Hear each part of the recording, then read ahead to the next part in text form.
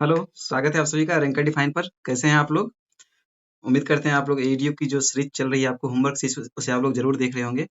देखिए, आज मैं आप लोगों के लिए बहुत सी खास चीज लेके आया हूँ जिसमें आपको बिहार जिला विशेष यानी इसमें जो है हम लोग करने वाले हैं बिहार के जितने भी जिला हैं डिस्ट्रिक्ट, ठीक है, उन सभी की क्या विशेषताएं हैं और उन सभी से एग्जाम में जो प्रश्न पूछे जाते हैं सभी जिलों से संबंधित अगर प्रश्न होते हैं तो उसी को हम लोग इस सीरीज में देखने वाले हैं। इसका मैं अलग आपको प्लेलिस्ट बना दूंगा, ठीक है, और हम लोग दो दो जिला करके कवर करते जाएंगे। आपको एडीओ के लिए भी इंपॉर्टेंट है क्योंकि बीपीएससी एग्जाम ले रही है और बीपीएससी के लिए तो इंपॉर्टेंट है ही, ठीक है। टीआरई 4 वाले एग्जाम हैं, फिर आपको बहुत सारे देखिए बिहार में जितने भी कॉम्पिटिटिव एग्जाम हो रहे हैं उन सारे एग्जाम में आपको ये जरूर जो है यहाँ से प्रश्न देखने को मिलते हैं। तो बिल्कुल एकदम ध्यान से देखिएगा, ठीक है। और आप लोग बताइएगा कि आप लोग किस जिले से हैं कमेंट के माध्यम से, और आपको अगला वीडियो किस जिले पे चाहिए, ठीक है। चलिए शुरू करते हैं, और अपने अररिया और किशनगंज वाले दोस्त को जरूर भेजिएगा आप लोग। चलिए शुरू करते हैं आज की क्लास। देखिए अररिया जिला, अररिया जिला के बारे में जो मैंने पहला पॉइंट आपको लिखा है कि यहाँ पे देखिए बिहार के यह उत्तर पूर्वी भाग में स्थित है। ये जो आपको ये वाला भाग है ना, ये वाला, ये आपको ये अररिया है और ये आपको किशनगंज है, ठीक है। ये आपको अररिया है, ठीक है, और ये आपको किशनगंज है। तो ये आपको अररिया है, बिहार के उत्तर पूर्वी भाग में यह स्थित है अररिया। उत्तर में नेपाल, पूर्व में किशनगंज, दक्षिण में पूर्णिया, पश्चिम में सुपौल तथा दक्षिण पश्चिम में जो है यह मधेपुरा से सटता है, ठीक है। इसकी आपको बाउंड्री समझ लीजिए या चौहद्दी इसको कह सकते हैं, ठीक है। अब देखिए इसके कुल जनसंख्या की बात करें आपको अररिया की, तो ये आपको है यहाँ पे देख सकते हैं इकाई, दहाई, सैकड़ा, हजार, 10,000, लाख, 10 लाख। तो 28,11,569, ठीक है, इसकी जनसंख्या हो गई। फिर जन घनत्व की बात करें तो 993 व्यक्ति प्रति वर्ग किलोमीटर है। और साक्षरता दर की बात करें तो 53.55% और लिंगानुपात की बात करें अररिया की, तो ये आपको 921 है, ठीक है। अगला पॉइंट देखिए यहाँ पे आपको कि स्वतंत्र जिला के रूप में जो है अररिया जिले की स्थापना आपको कब हुई थी, तो ये आपको 1990 ईस्वी में हुई थी। बिल्कुल ध्यान रखिएगा। देखिए मेंस के व्यू से भी आपको ये काम आएगा, बीपीएससी 72 की अगर कोई सीरियस होकर तैयारी कर रहे हैं तो उसमें भी काम आएगा। और आपको जो एक दो सवाल ये पूछे जाते हैं आपको जिला संबंधित, तो वो आपको बिल्कुल यहाँ से जरूर काम आएगा। बहुत ही छोटा वीडियो है, बहुत लंबी क्लास नहीं है, और एकदम एग्जाम फैक्ट जो है ऑनलाइनर हम लोग उसी तरह से लेके चलेंगे। और कुछ फैक्ट इसमें ऐसे भी हैं जो आप जो है मिला कर चाहे तो मेंस में भी इसका नोट्स आप तैयार कर सकते हैं, ठीक है। और ये इन सारी चीजों का जो पीडीएफ है मैं आपको लास्ट में दे दूंगा, जब जिला खत्म हो जाएगा उसके बाद मैं आपको एक ही पीडीएफ में अवेलेबल करवा दूंगा। तो अभी आप लोग फिलहाल यहाँ से पढ़ेंगे अच्छे से ध्यान से। देखिए अब अररिया नाम के बारे में देखिए कथन। ये जो अररिया नाम है, अररिया, अररिया का नाम कैसे पड़ा था, तो अररिया नाम के बारे में अब यहाँ पे देखिए कि ब्रिटिश काल के दौरान जो है आपको तत्कालीन क्षेत्रीय कलेक्टर अलेक्जेंडर जॉन फोर्ब्स के रेजिडेंशियल एरिया, जैसे रेसिडेंशियल कहते हैं या रेजिडेंशियल एरिया, आर एरिया, जैसे आवासीय क्षेत्र जो था, जिसे इस क्षेत्र के लोग अक्सर आर एरिया उच्चारित करते थे। आप समझ सकते हैं कि ब्रिटिश काल के दौरान यहाँ के क्षेत्रीय कलेक्टर थे ना अलेक्जेंडर जॉन फोर्ब्स, इसके रेजिडेंशियल एरिया जो था इसका नाम था आर एरिया, आर एरिया। अब होता है ना अपभ्रंश, जैसे कि बिहार है, बिहार का नाम भी जो है आप सभी को मालूम होगा कि विहार से पड़ा है, वो हर्षी का हुआ करो। और बिहार जो होता था आपको बौद्ध भिक्षुओं या जो बौद्ध धर्म से संबंधित होते तो उसके जो है रहने का स्थान या फिर जो घूमते थे वो उन्हें बिहार कहा जाता था। तो उसी के नाम पे जो है बिहार का अपभ्रंश रूप बिहार बन गया था आगे। तो उसी तरह ये आर एरिया जो है ना, आर एरिया, आर एरिया ये आवासीय क्षेत्र जो था आपको जॉन अलेक्जेंडर जॉन फोर्ब्स का, इसे ही जो है वहाँ के क्षेत्र के लोग जो है अक्सर आर एरिया कहते थे। और यही जो है उच्चारित करते करते या धीरे धीरे चल के जो है आगे चलकर अररिया शब्द हो गया, ठीक है। तो बिल्कुल इन चीजों को आप स्टोरी है ये आप लोग ध्यान रखिएगा, ये आपको मेंस में काम आ सकता है, ठीक है। चलिए अब आगे देखते हैं वन लाइनर फैक्ट इसमें कि तत्कालीन कलेक्टर फोर्ब्स के नाम पर इस जिले के एक अनुमंडल का नाम फारबिसगंज पड़ा है, ठीक है। यहाँ पे फारबिसगंज नामक एक अनुमंडल है जो उन्हीं के नाम पे पड़ा है। अगला पॉइंट है यहाँ पे वर्तमान अररिया जिला, वर्तमान अररिया जिला वाले क्षेत्र को वर्ष 1964 में पूर्णिया जिले के अंतर्गत एक सब डिवीजन बनाया गया था। अब यहाँ पे देखिए एक नोट है यहाँ पे लिखा हुआ कि पौराणिक साक्ष्यों में महाभारत के सभा पर्व एवं वन पर्व खंड में भी इस क्षेत्र का वर्णन मिलता है। अगला पॉइंट है महाजनपद काल में यह क्षेत्र वज्जी महाजनपद के अंतर्गत आता था। बिल्कुल ध्यान रखिएगा, यहाँ से आपको सवाल जो है पूछे जाते हैं, ठीक है, महाजनपद से संबंधित। तो हो सकता है कि यहाँ से आपको सवाल आने वाले एग्जाम में बन जाए। आगे देखिए अररिया जिला पूर्णिया प्रमंडल। अब देखिए पूर्णिया प्रमंडल के अंतर्गत आता है अररिया जिला। और पूर्णिया प्रमंडल में कौन कौन से जिले आते हैं, तो आपको अररिया, किशनगंज, पूर्णिया और कटिहार आते हैं, 4 जिले इसमें आते हैं। तो अररिया जिला जो है आपको पूर्णिया प्रमंडल के अंतर्गत शामिल है। अगला पॉइंट है यहाँ पे वर्तमान में इस जिले में 2 अनुमंडल अररिया सदर और फारबिसगंज तथा 9 ब्लॉक यानी प्रखंड अररिया, सिकटी, फारबिसगंज, नरपतगंज, जोकीहाट, कुर्साकांटा, रानीगंज, पलासी और भरगामा इसमें शामिल है। ठीक है, अगला पॉइंट देखिए यहाँ पे, वर्तमान में अररिया जिले में 218 ग्राम पंचायत, 751 राजस्व ग्राम सभा तथा 26 पुलिस थाने हैं। ठीक है, अगला पॉइंट देखते हैं, यहाँ पे लिखा हुआ है कि वर्तमान में अररिया जिले में कुल 6 विधानसभा सीटें। अब देखिए कौन कौन सी ये सीटें हैं, ये ध्यान रखिएगा आप लोग के। अररिया जिले में वर्तमान में कितने विधानसभा सीटें हैं, तो 6 विधानसभा सीटें। ठीक है, इलेक्शन का टाइम अभी जो है जस्ट खत्म हुआ है, तो बिल्कुल ध्यान रखिएगा, हो सकता है कि आपसे सवाल पूछा जाए।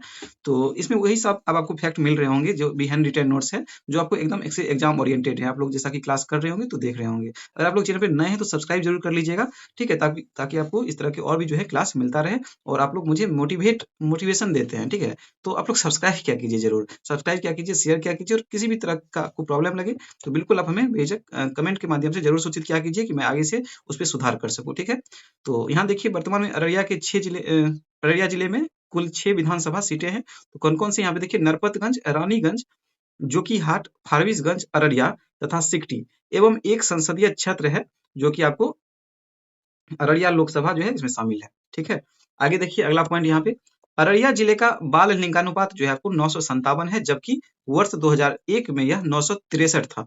आगे है कोसी, कोली, काली, परमार तथा सुबारा अररिया जिला से प्रवाहित होने वाली प्रमुख नदियां हैं। ठीक है, कोसी हो गई, आपको कोली हो गई, काली हो गई, अलग अलग नाम है, कोसी, कोली, काली, परमार तथा सुबारा, ये सारे नदियों के नाम हैं जो आपके अररिया जिला से प्रवाहित होने वाली प्रमुख नदियों में शामिल है। ठीक है, यहाँ के प्रमुख दर्शनीय स्थलों में रानीगंज वृक्ष वाटिका तथा जैव विविधता उद्यान जो कि आपको कुसियार गांव में है, शामिल है। इसके अलावा यहाँ काली मंदिर, अररिया कॉलेज, फारबिसगंज कॉलेज की भी एक भव्यता है अपनी। ठीक है, आगे देखिए अब यहाँ पे 1857 के स्वतंत्रता संग्राम में यह क्षेत्र अत्यंत सक्रिय रहा।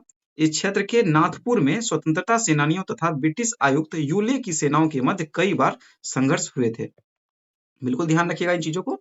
अगला पॉइंट है इसी में कि वर्ष 1857 की क्रांति के बाद अंग्रेजों ने इस क्षेत्र पर बेहतर नियंत्रण के लिए अररिया, दिमिया, मटियारी, बहादुरगंज तथा हवेली के कुछ हिस्सों को मिलाकर एक उप प्रभाग बना दिया। अगला पॉइंट देखिए यहाँ पे, वर्तमान में अररिया जिला का कुल क्षेत्रफल जो है, अगर क्षेत्रफल की बात करें अररिया की, तो ये कितनी है आपको, तो 2380 वर्ग किलोमीटर जो है आपको अररिया की वर्तमान में क्षेत्रफल है। ठीक है, वर्तमान क्षेत्रफल जो अररिया की, बिल्कुल ध्यान रखिएगा, मेंस के पॉइंट ऑफ व्यू से बिल्कुल इंपॉर्टेंट है। इसका क्षेत्रफल जो है 2380 यानी 2380 वर्ग किलोमीटर है। अररिया जिले की अर्थव्यवस्था जो है मुख्य रूप से कृषि पर निर्भर करती है। प्रमुख कृषि जो है यहाँ की आपको धान, मक्का तथा जूट है। ठीक है, चलिए आगे देखते हैं। अब देखिए अररिया खत्म हो गया हम लोग का, अब किशनगंज है। जो भी आप लोग अररिया से अगर हैं, कहीं संबंधित है और आपको लगे ऐसा कि कुछ और भी इंपॉर्टेंट चीजें हैं, तो बिल्कुल आप लोग हमें कमेंट के माध्यम से सूचित कीजिए, ताकि मैं इसमें और भी अपडेट कर दूं।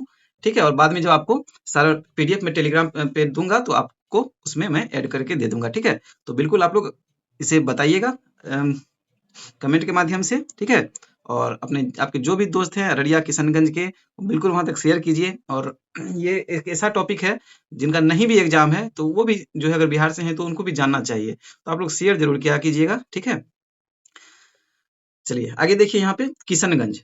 किशनगंज जो है, अब किशनगंज के क्या क्या फैक्ट हैं, तो देखिए यहाँ पे इसकी कुल जनसंख्या सबसे पहले देख लेते हैं। तो ये आपको है 16,90,948।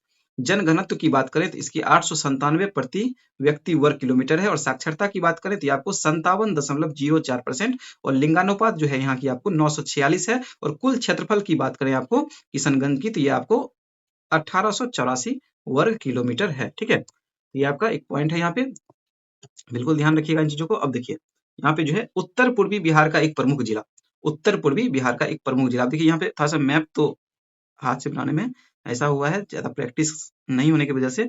ये देखिए, अब आपको ये सवाल बार बार पूछा जाता है। अब देखिए बीपीएससी में क्वेश्चन ये पूछा जाता है, आपको पूछा गया है बहुत बार, इससे पहले भी पूछा गया। आप लोग जरूर जो है एनालिसिस किए होंगे प्रीवियस ईयर का, तो पता ही होगा कि बिहार का सबसे पूर्वी जिला आपसे पूछा जाता है, तो यह किशनगंज ही जो है आपको बिहार का सबसे पूर्वी जिला इसे माना जाता है। ये आपको बिल्कुल ध्यान रखिएगा। ठीक है, सबसे कॉर्नर वाला जो यहाँ पे है। चलिए आगे देखते हैं इसे। बंगाल और नेपाल की सीमा से सटा किशनगंज पहले पूर्णिया जिला का एक अनुमंडल था। ठीक है, अब देखिए वर्ष 1990 ईस्वी में यह पूर्णिया जिले से अलग होकर स्वतंत्र जिले के रूप में अस्तित्व में आया। यह जिला पूर्व में जो है आपको पश्चिम बंगाल के उत्तर दिनाजपुर जिला, ठीक है, मतलब पूर्व में जो है यह किससे सटता है, यहाँ पे जो आपको यहाँ पूर्व में जो है, ये पूर्व में पश्चिम बंगाल के उत्तर दिनाजपुर जिला और पश्चिम में अररिया से, ठीक है, और दक्षिण पश्चिम में पूर्णिया जिला और उत्तर में जो है यह पश्चिम बंगाल के दार्जिलिंग जिले और नेपाल से घिरा हुआ है, ठीक है। तो बिल्कुल ध्यान रखिएगा, ये इसकी चौहद्दी हो गई आपको। अब देखिए इस जिले का मुख्यालय आपको किशनगंज है, ये आप सभी को मालूम है। आगे देखिए, वर्तमान जिले में एक अनुमंडल किशनगंज है तथा इसके 7 प्रखंड हैं। कौन कौन से? तो किशनगंज, ठाकुरगंज, बहादुरगंज, कोचा धामन, टेढ़ागाछ, दिघल बैंक, पोठिया, ठीक है। ये आपको 7 प्रखंड हैं इसके। अब देखिए इस जिले में लोकसभा की एक और विधानसभा की 6 सीटें हैं, बिल्कुल इसे भी ध्यान रखना है, ठीक है। यहाँ पे जो है आपको किशनगंज जिले में लोकसभा की कितनी सीटें हैं? लोकसभा की 1 है और विधानसभा की आपको 6 सीटें हैं, बिल्कुल ये याद रखिएगा। आगे देखिए है यहाँ पे कि इस जिले में किशनगंज, ठाकुरगंज, बहादुरगंज सहित कुल 3 नगर पालिकाएं हैं। अगला पॉइंट है, इस जिले में अलीगढ़ मुस्लिम यूनिवर्सिटी के एक कैंपस की स्थापना वर्ष 2014 में की गई थी। तो बिल्कुल ये भी याद रखिएगा आप लोग कि अलीगढ़ मुस्लिम यूनिवर्सिटी के कैंपस की स्थापना जो है कहाँ की गई है? तो आपको किशनगंज जिले में की गई है, ठीक है, किशनगंज जिले में, किशनगंज जिले में, ठीक है। कब की गई? तो 2014 ईस्वी में, वर्ष 2014 ईस्वी में जो है आपको अलीगढ़ मुस्लिम यूनिवर्सिटी के कैंपस की स्थापना जो है यहाँ पे की गई है, ठीक है। चलिए अगला पॉइंट देखिए, इसी में यह जिला जो है आपको मुस्लिम बहुल जिला है। इसमें लगभग 68% मुस्लिम जनसंख्या है। इस जिले के अंतर्गत प्रवाहित होने वाली मुख्य नदियों में महानंदा, मेची, कंकई, डोनक, रतुआ व रमजान सुधानी शामिल है, ठीक है। आप लोग जरूर इस क्लास के बाद हमें बताइएगा अपना ओपिनियन कि आपको ये सीरीज कैसा लगा, ठीक है। इसका मैं एक अलग लिस्ट बना दूंगा आप लोगों को, तो वहां से आप लोग इसे बार बार रिवीजन इसका कीजिएगा जरूर, ताकि चीजें आपको याद रह सके। 2 बार 3 बार अगर सुनेंगे आप लोग, एक बार देखिए, एक बार अच्छे से देख लेंगे आप लोग प्रॉपर, और दूसरी बार स्पीड में भी सुनेंगे तो आपको चीजें जो है ऑटोमेटिकली आपके माइंड में वो रहेंगी, ठीक है। तो आप लोग बताइएगा जरूर इसका, और मतलब ओपिनियन हमें जरूर दीजिएगा इसके बारे में कि क्या आपकी राय है, आपको कैसा लगा यह सीरीज, और शेयर जरूर कीजिएगा। और आप लोग हमें कमेंट के माध्यम से जरूर बताएंगे कि आप लोग कहाँ कहाँ से देख रहे हैं, ताकि मुझे भी मालूम चले कि हम और आप कहाँ कहाँ से जुड़े हुए हैं, ठीक है। और अगला टॉपिक आपको कौन से जिले पे चाहिए, बिल्कुल आप हमें कमेंट के माध्यम से बताइएगा। चलिए यहाँ पे देखिए अगला पॉइंट जो है, यहाँ पे इस जिले के जीवन यापन का जो है आपको मुख्य आधार जो है वह कृषि है, ठीक है। वहीं आपको देखिए गेहूं, मक्का, चावल, जूट, ज्वार, तिल, तीसी, मूंग तथा सूरजमुखी जो है यहाँ की प्रमुख फसलें हैं। और यहाँ पे अगला पॉइंट है कि इस जिले में प्रसिद्ध उद्योग प्लाईवुड उद्योग, मुर्गा पालन, जूट उद्योग, सिल्क साड़ी उद्योग एवं कुटीर उद्योग के रूप में बैलगाड़ी की पहिया आदि है, ठीक है। अब देखिए ये भी क्वेश्चन आपसे बार बार पूछा जाता है, चाय उत्पादन करने वाला बिहार का एकमात्र जिला यही है, ठीक है। चाय उत्पादन करने वाला बिहार का एकमात्र जिला अगर आपसे पूछे तो क्या देंगे आंसर आप लोग? किशनगंज, ठीक है। किशनगंज जो है आपको बिहार चाय उत्पादन करने वाला बिहार का एकमात्र जिला है, बिल्कुल याद रखिएगा, बार बार पूछा जाने वाला प्रश्न है। आगे देखिए, यह जिला बिहार में पिछड़े जिलों में शामिल है, जिसे बैकवर्ड रीजन ग्रांट फंड के तहत विशेष सहायता भी मिलती है, ठीक है। किसके तहत? BRGF फुल फॉर्म इसका, बैकवर्ड रीजन ग्रांट फंड के तहत, क्योंकि यह पिछड़े जिलों में शामिल है। आगे देखिए, यहाँ के दर्शनीय स्थलों में, यानी यहाँ जो है देखने लायक क्या क्या चीजें हैं, तो आपको इसमें प्रसिद्ध जो है माँ काली मंदिर जो है आपको ओद्रा घाट का माँ काली मंदिर, किशनगंज के ओद्रा घाट में माँ काली मंदिर जो है यहाँ का दर्शनीय स्थलों में शामिल है। फिर आपको कैथोलिक चर्च है, फिर श्री दिगंबर जैन मंदिर है, कदम रसूल की मजार है, वज्रायन सूर्य मंदिर है, और इसी तरह आपको और भी चीजें जो है यहाँ पे शामिल है, ठीक है। तो बिल्कुल बिल्कुल इन चीजों को ध्यान रखिएगा, ठीक है। चलिए आगे देखिए अगला पॉइंट यहाँ पे, नेहरू महाविद्यालय, मारवाड़ी कॉलेज, RK साहा महिला महाविद्यालय, माता गुजरी मेडिकल कॉलेज आदि जिले के प्रमुख शैक्षणिक संस्थान है। यानी यहाँ पे जो है शैक्षणिक संस्थानों की बात करें तो आपको नेहरू महाविद्यालय, मारवाड़ी कॉलेज, RK साहा महिला महाविद्यालय, माता गुजरी मेडिकल कॉलेज आदि जो है यहाँ के प्रमुख शैक्षणिक संस्थान है, ठीक है। एक मारवाड़ी कॉलेज आपको मधेपुरा में, सॉरी भागलपुर में भी है, तो इसी तरह आपको एक किशनगंज में भी है, तो बिल्कुल ध्यान रखिएगा इन चीजों को। अब देखिए इस जिले की मुख्य भाषा की अगर बात करें तो सूरज पहाड़ी, बंगाली, हिंदी एवं उर्दू जो है यहाँ की मुख्य भाषा है। अब देखिए एक नोट है यहाँ पे कि तेल और प्राकृतिक गैस आयोग ने किशनगंज जिले के कोचधाम और बहादुरगंज प्रखंड में विशाल तेल भंडार की उम्मीद की है, ठीक है। यानी मानना है उनका कि यहाँ पे जो है किशनगंज के कोचधाम और बहादुरगंज प्रखंड में विशाल तेल भंडार की उम्मीद है। तो जो भी यहाँ से देख रहे हैं बिल्कुल बताइएगा कि ये सही बात है, क्या आप लोग कैसा महसूस करते हैं वहां रह रहे हैं, तो आप लोग को लग रहा है कि वहां पे जो है इनकम का बहुत बड़ा सोर्स उपलब्ध होने वाला है बहुत जल्द। बिल्कुल हमने कमेंट के माध्यम से बताइएगा। आप देखिए यहाँ पे इस स्टोरी के बारे में आप लोग जरूर बताइएगा, जो भी वहां से हैं और जिन्हें मालूम है ये स्टोरी, तो बिल्कुल बताइएगा। यहाँ पे देखिए स्टोरी बिहाइंड किशनगंज नेम, ठीक है। तो किशनगंज नाम पड़ने के पीछे जो है क्या स्टोरी है, तो वहां पे मैंने एक छोटा सा स्टोरी यहाँ पे आप लोगों के लिखा है, बहुत ही सर्च करके, रिसर्च करके, तो बिल्कुल देखिए यहाँ पे। तो यहाँ पे जो है ना, एक कहा जाता है कि मोहम्मद फखरुद्दीन की अवधि के दौरान जो है एक हिंदू संत खगदार नवाब यहाँ पहुंचे थे और आराम करना चाहते थे, ठीक है। यहाँ मतलब यहाँ आराम करना चाहते थे, इस जगह पहुंचे थे। लेकिन जब उन्होंने सुना कि इस जगह का नाम आलमगंज, क्या नाम है इसका, तो आलमगंज है, नदी का नाम रमजान है और जमींदार का नाम फखरुद्दीन है, तो उसने आलमगंज में प्रवेश करने के लिए मना कर दिया। कौन थे ये? हिंदू संत। तो खगदार नवाब इनका नाम था, ठीक है। इसके बाद क्या हुआ कि नवाब ने किशनगंज, यहाँ के जो नवाब थे आपको फखरुद्दीन, इन्होंने क्या किया, इसके बाद नवाब ने किशनगंज गुर्री से रमजान पुल गांधी घाट तक के कुछ हिस्से की कृष्णा कुंज के नाम से घोषणा कर दी। जब इन्होंने सुना कि एक संत हैं जो आए हुए हैं, हिंदू संत हैं, और ये जो है आलमगंज, रमजान और फखरुद्दीन, ये सारे नामों को सुनकर जो है ये आलमगंज मतलब किशनगंज का उस समय नाम आलमगंज था, यहाँ प्रवेश करने से इनकार कर दिए हैं। तो उन्होंने क्या किया, उस नवाब ने, फखरुद्दीन ने, किशनगंज गुर्री से रमजान पुल गांधी घाट तक के कुछ हिस्सों की जो है कृष्णा कुंज के नाम से घोषणा कर दी कि अब वहां का नाम जो है कृष्णा कुंज होगा, ठीक है। उसके बाद क्या हुआ, आगे चल के मुगल काल के दौरान किशनगंज नेपाल का हिस्सा था और नेपाल गढ़ के नाम से यह जाना जाता था। तो मुगल सम्राट शाह आलम के शासन के दौरान इस पर कब्जा कर लिया गया तथा इसका नाम जो है आलमगंज रखा गया, ठीक है।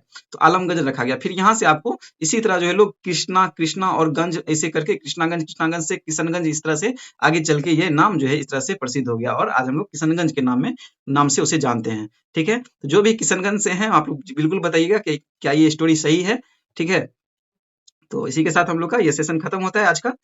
2 आज जिलों को हमने किया है। अगले वीडियो में हम लोग किसी और 2 जिलों को करेंगे। आप लोग कमेंट के माध्यम से बताइएगा कि कौन सा जिला हम लोग को करना चाहिए या किस जिले पे आप लोग वीडियो चाहते हैं, ठीक है।